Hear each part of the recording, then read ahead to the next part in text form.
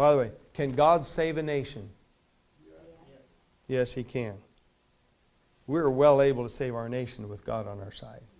If we'll do what God says, we'll stand on God's strength instead of trying to say, well, let's see if the government will let us save our nation.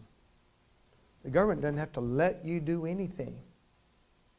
As long as you don't violate someone else's rights or someone else's person or property, you have, and by the way, violate means to do, look, if a guy breaks into your house and is threatening to kill you, do you have the right to use force? Yes. If you use force, is that violence? No. If they're threatening you, you have the right to use force, and you're not violating them, they're violating you. Yeah. Violence comes from the same root word as the word violate. Unless you're going to violate someone, do something you have no right to do, you're not using violence.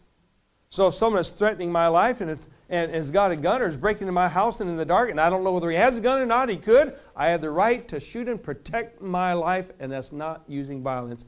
That's using justifiable force. Does a nation have a right to defend itself when another nation attacks it?